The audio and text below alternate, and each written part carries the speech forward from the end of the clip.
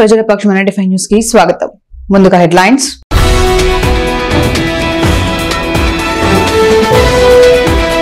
Society పేరుతో ప్రభుత్వ భూములు కబ్జా చేసి అమ్ముకుంటున్న సొసైటీ రామచంద్రపై చర్యలు తీసుకోవాలి డిమాండ్ చేసిన సిపిఐ నేతలు.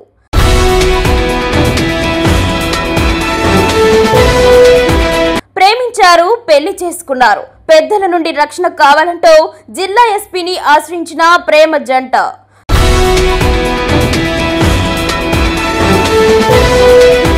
రీల్స్ కోసం ప్రాణాలు పణంగా పెట్టొద్దు, ప్రమాదకర ప్రాంతాల్లో ప్రాణాలకు తెగించి సాహసాలు సరికాదు సూచించిన MLA Amarnath Reddy.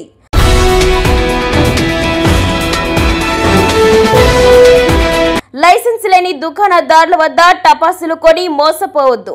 Machine compound టపాసుల దుకాణాల్లో ఆకస్మికంగా తనిఖీ నిర్వహించిన సబ్ కలెక్టర్ చెల్లా కళ్యాణి. డీటెయిల్స్ చూస్తే దీపావళి సందర్భంగా మదనపల్లి పట్టణం మిషన్ కాంపౌండ్ టిప్పు సుల్తాన్ మైదానంలో ఏర్పాటు చేసిన టపాసుల దుకాణాలను సబ్ కలెక్టర్ చెల్లా కళ్యాణి స్థానిక తహసీల్దార్ కిషోర్ కుమార్ రెడ్డితో కలిసి పర్యవేక్షించారు. టపాసుల దుకాణదారులు ప్రభుత్వ నిబంధనల ప్రకారం అమ్మకాలు జరపాలని, లేని పక్షంలో కఠిన చర్యలు తప్పవని హెచ్చరించారు. టపాసుల దుకాణ యజమానులు తీసుకోవాల్సిన జాగ్రత్తల్లో పోలీసులు, ఫైర్ అధికారులు పర్యవేక్షించాలని కోరారు.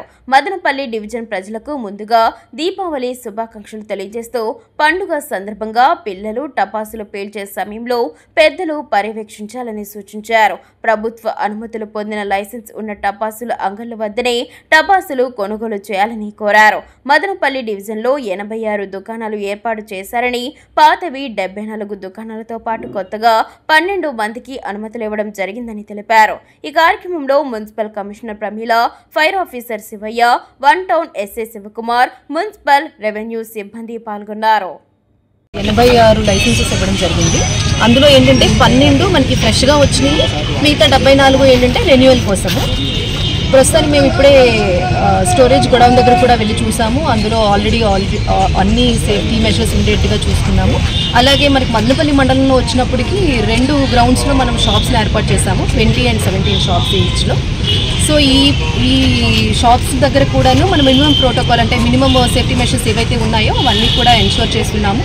సో మదనపల్లి డివిజన్లో ప్రజలందరికీ విజ్ఞప్తి ఏంటి అంటే, ఒకవేళ ఏదైతే దీపావళి ఉందో అది ఓన్లీ లైసెన్స్డ్ ఆపరేటర్స్ దగ్గరే కొనమని, అండ్ ఎవరైతే లైసెన్స్ లేకుండా ఇలా సేల్ అవన్నీ చేస్తూ ఉంటారో, సేల్ కానీ, మ్యానుఫ్యాక్చర్ కానీ, ట్రాన్స్పోర్ట్ కానీ, వాళ్ళ మీద యాక్షన్ తీసుకోవడం జరుగుతుంది. అండ్ ఎవరైతే ఆల్రెడీ లైసెన్స్ తీసుకున్నారో ఆ షాప్స్ కూడా అన్నీ మనం సేఫ్టీ ప్రోటోకాల్స్ చెప్పడం జరిగింది. ఒకవేళ సేఫ్టీ ప్రోటోకాల్ ఎవరైనా ఫాలో అవ్వకపోయినట్లయితే లైసెన్సెస్ కూడా క్యాన్సిల్ చేయడం జరుగుతుంది.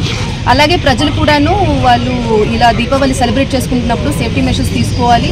ఏదైతే గవర్నమెంట్ గైడ్ లైన్స్ ఉన్నాయో, లైక్ 10 o'clock తర్వాత మనము సౌండ్ ఎక్కువ పెట్టుకొని చేయడం అదంతా చేయకూడదు. అలాగే పిల్లలు ఎవరైనా సరే జరుపుకుంటున్నప్పుడు పెద్దలు పర్యవేక్షణలో చేసుకోవాలి. అందరికీ దీపావళి శుభాకాంక్షలు. Thank you. మదనపల్లి గ్రామీణ మండలం కోలబైలు పంచాయతీ పరిధిలోని ప్రభుత్వ భూమి కబ్జాకు ఎక్కించిన 6 మందిపై తాలూకా పోలీసులు శుక్రవారం రాత్రి కేసు నమోదు చేశారు. సిఐ కళా వెంకటరమణ కథనం మేరకు వారి పల్లెలో ఉండే కె భాస్కర్, కొమ్మిరి శ్రీనివాసులు, మరో 4 వ్యక్తులు కోలబైను గ్రామంలోని ప్రభుత్వ భూమిని ఆక్రమించి భూమిలో ప్రవేశించి నేపథ్యంలో మదనపల్లి తహసీల్దార్ కిషోర్ కుమార్ రెడ్డి ఫిర్యాదు పేరుకు 6 మందిపై క్రిమినల్ కేసులు నమోదు చేసినట్లు తెలిపారు. రానున్న రోజుల్లో ప్రభుత్వ భూముల్లో అక్రమంగా ప్రవేశిస్తే కేసులు నమోదు చేయడం తప్పదని తహసీల్దార్ హెచ్చరించారు. కార్యాలయానికి ముఖ్య అతిథిగా Madanapalle municipal commissioner Pramila colony స్వచ్ఛంద స్వర్ణాంధ్ర కార్యక్రమం ఆవశ్యకతను తెలియజేశారు. ప్రతి ఒక్కరూ తమ ఇంటి పరిసరాలు పరిశుభ్రంగా ఉంచుకోవాలని, ప్రభుత్వ కార్యాలయాల ప్రాంగణంలో సంబంధిత ఉద్యోగులు ప్రతి నెల 3వ శనివారం పరిశుభ్రతను పాటించి శుభ్రం చేసుకోవాలని కోరారు. ఈ కార్యక్రమంలో మెప్మా సిఎంఎం వసూదన్ రెడ్డి, సిఓ భానుప్రకాష్, ఆర్పీలు వసంత, జ్యోతి పద్మ, జాఫరునిసా, పుష్ప తదితరులు పాల్గొన్నారు. మండలంలోని టపాకాయల విక్రయ దుకాణాల ఏర్పాట్లపై యాజమాన్యులు స్థలాలను అధికారులు పరిశీలించడం జరిగింది. ఈ సందర్భంగా ఎస్ఐ తిప్పేస్వామి మీడియాతో మాట్లాడుతూ టపాకాయల విక్రయ దుకాణాల్లో ప్రమాద సంఘటనలు, ట్రాఫిక్ సమస్యలు జరపకుండా యజమానులకు అవగాహన కల్పించడం జరిగింది. ఇందులో భాగంగా మండలంలోని టపాసా దుకాణాల లైసెన్సులు పొందని వారు టపాసాలను విక్రయించరాదని, అలా విక్రయించని వారిపై కఠిన చర్యలు తీసుకుంటామని ఆయన అన్నారు. ఇందులో టపాసుల విక్రయ దుకాణాల్లో ఇసుక డ్రమ్ములతో నీరు, కార్బన్ డయాక్సైడ్ సిలిండర్ సిద్ధంగా ఉంచుకోవాలన్నారు. జీఎస్టీ తగ్గడంతో టపాసులు అధిక ధరలకు విక్రయించరాదని అన్నారు. అనుమతులు పొందని దుకాణాలపై కఠిన చర్యలు తీసుకుంటామని ఆయన తెలిపారు. ఈ కార్యక్రమంలో ఎంపీడీఓ రమేష్ బాబు, ఆర్ఐ రమేష్, విద్యుత్ శాఖ సబ్ ఇంజనీర్ విమల, పంచాయతీ కార్యదర్శి గోవింద్, నాగరాజు, కానిస్టేబుల్ కేశవ, దుకాణ యజమానులు అమరేష్, శెట్టి రమేష్ బాబు, శెట్టి తదితరులు పాల్గొన్నారు. ఈరోజు నిమ్మనపల్లి మండలంలో ఈ క్రాకర్స్ ఎవరైతే లైసెన్స్కి అప్లై చేశారో వాళ్ళ ప్లేసెస్ని విజిట్ చేయడం జరిగింది. ఈ విజిట్ చేసి వాళ్ళకు కొన్ని ఇన్స్ట్రక్షన్స్, సేఫ్టీ మెజర్స్ ఏ విధంగా తీసుకోవాలనేది వాళ్ళకి ఎక్స్ప్లెయిన్ చేశాము. ఇందులో భాగంగా ఖచ్చితంగా ఈ ఫైర్ ఆర్పడానికి సంబంధించినటువంటి ఎక్విప్మెంట్స్ ఖచ్చితంగా ఈ దగ్గర పెట్టుకోవాలని చెప్పేసి శాండ్ కానీ, వాటర్ కానీ, అలాగే ఈ ఫైర్ ఆర్పడానికి ఉపయోగించేటువంటి ఈ కార్బన్ డయాక్సైడ్ సిలిండర్ని కూడా ఏర్పాటు చేసుకోవాలని చెప్పడం జరిగింది. అలాగే ట్రాఫిక్ కూడా ఎలాంటి ఆంతర్యం లేకోకుండా వచ్చిపోయే వారికి ఫ్రీగా మూవ్ అవ్వడానికి పెట్టుకోవాలని వాళ్ళకి ఇన్స్ట్రక్షన్ ఇవ్వడం జరిగింది. అదేవిధంగా మండలంలో కూడా ఎక్కడా కూడా లైసెన్స్ లేకోకుండా అనాథరైజ్డ్గా ఈ క్రాకర్ షాప్స్ నిర్వహిస్తే ఖచ్చితంగా వారి మీద చర్య తీసుకొని కేసులు నమోదు చేస్తాము.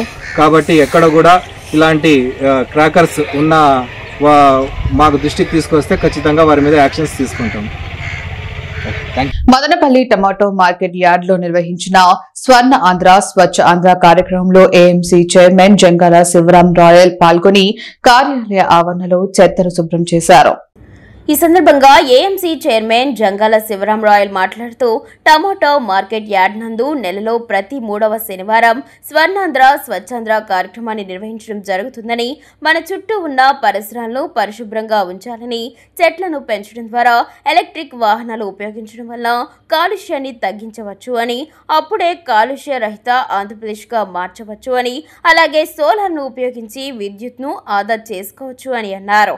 దీపావళి పండుగ సందర్భంగా ఇంటి ముందు మట్టి ప్రమిదలతో దీపాలు పెట్టి పూజ చేసి దీపావళి పండుగ జరుపుకునే వారిని, కానీ ఇప్పుడు టపాసులు సాంప్రదాయం అయిపోయిందని, చిన్న పిల్లల దగ్గర నుండి పెద్దల వరకు అందరూ టపాసులు కాల్చి కాలుష్యాన్ని పెంచి వాతావరణాన్ని కాలుష్యంగా మార్చేస్తున్నారని, ఇలా కాకుండా మట్టి ప్రమిదలతో దీపాలు పెట్టి దీపావళి పండుగ జరుపుకోవాలని అన్నారు. ఈ కార్యక్రమంలో మార్కెట్ సెక్రటరీ జగదీష్, డైరెక్టర్ రోనూరు బాబు, మార్కెట్ యార్డ్ సిబ్బంది తదితరులు పాల్గొన్నారు.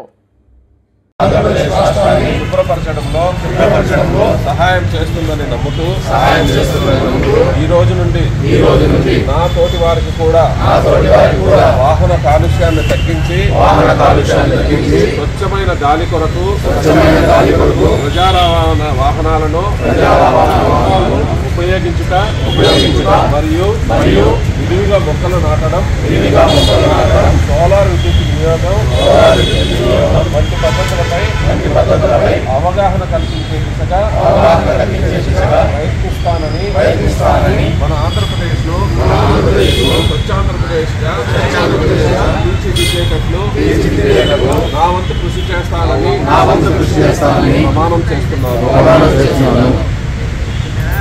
సోషల్ మీడియా ద్వారా పంపించడం జరుగుతూ ఉంది. ముఖ్యంగా కూటమి ప్రభుత్వం, మన ఆంధ్రప్రదేశ్ గవర్నమెంట్ ప్రజలకు ఏం చెప్తా ఉంది అంటే, మీరు పరిశుభ్రంగా ఉన్నట్లే మీ ఇంటి పరిసరాలు కూడా పరిశుభ్రంగా ఉండాలా. అలాగే ఎప్పుడైతే గ్రీనరీ మన చెట్లు పెంచుకుంటామో పొల్యూషన్ తగ్గించుకోవడానికి అవకాశం ఉంటుంది.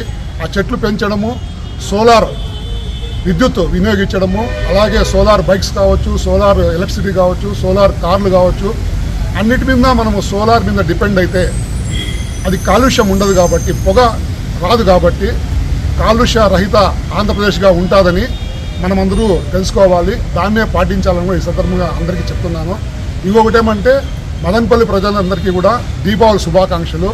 దీపావళికి సాంప్రదాయ ప్రకారంగా దీపావళి ముందు మన పూర్వీకులు ఎలా చేసుకునేవారంటే, ఇల్లు బాగా నీట్గా కడిగేసి ఆ రోజు సాయంత్రము దీపాలతో ఇంటి అలంకరణ చేసి మిద్ది పైన కాంపౌండ్ల మీద గేట్ల మీద దీపాలు పెట్టేవాళ్ళు మట్టి ప్రమిదలతో. అట్లా దీపాలు పెట్టి ఆ రోజు పూజలు చేసేవాళ్ళు లక్ష్మీదేవికి, మన ఇష్ట దైవాలకి. ఇప్పుడు టపాసులు పెద్ద సాంప్రదాయం అయిపోయింది. ఈ టపాసులు చిన్నపిల్లల కాడ నుంచి పెద్దల వరకు మన ఇంటి ముందర 5,000 బాల, మన ఇంటి ముందర 500 షాట్లు. స్వర్ణాంధ్ర స్వచ్ఛాంధ్రలో భాగంగా ప్రతి 3వ శనివారం జరుపుకునే స్వచ్ఛ స్వర్ణాంధ్ర ప్రోగ్రాంలో భాగంగా ఈవేళ అధ్యక్షుల వారి ఆధ్వర్యంలో ఇంకా క్లీన్ అండ్ గ్రీన్ కార్యక్రమం చేయడం జరిగింది.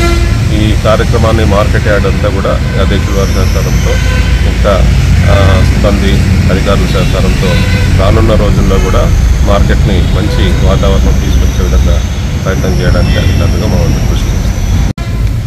స్వర్ణాంధ్ర స్వచ్ఛాంధ్ర భాగంగా మేము ఈ మార్కెట్ యార్డ్ అంతా మేము మా స్వహస్తాలతో క్లీన్ చేయడం జరిగింది. ఇలాగే నేనే కాదు, రాష్ట్రంలో ఉన్న ప్రతి ఒక్కరూ ఇలాగా పాటిస్తే మన స్వర్ణాంధ్ర, మన ఆంధ్రప్రదేశ్ ఎంతో ముందుగా బాగా నీట్గా ఉంటుందని భావిస్తున్నాను. ప్రేమించుకుని పెళ్లి చేసుకున్న ప్రేమ జంట పెద్దల నుంచి రక్షణ కావాలంటూ అన్నమయ్య జిల్లా ఏఎస్పీని ఆశ్రయించారు. బాధితులు తెలిపిన వివరాల మేరకు అన్నమయ్య జిల్లా సుండుపల్లి మండలానికి చెందిన రాకేష్, చంద్రగిరి నియోజకవర్గానికి చెందిన నవ్యశ్రీలు ఇద్దరు కూడా బీటెక్ చదువుతున్న సమయంలో ఇద్దరు ప్రేమించుకున్నారు. బీటెక్ అయిపోయిన తర్వాత బెంగళూరులో ఇద్దరు కూడా జాబ్ చేస్తున్నట్లు తెలిపారు. మేమిద్దరం కలిసి పెళ్లి చేసుకోవాలని మా కుటుంబాల్లో చెప్పినప్పటికీ కులాలు వేరు కావడంతో ఇద్దరు ఒప్పుకోలేదన్నారు. దీంతో రామాపురం మండలం హసినాపురం గ్రామంలో టెంపుల్లో ఇద్దరం కలిసి వివాహం చేసుకున్నామని తెలియజేశారు. ఆ కుటుంబాల నుండి కావాలని ఎస్పీ గారిని కోరినట్లు రాకేష్, నవ్యశ్రీలు పేర్కొన్నారు.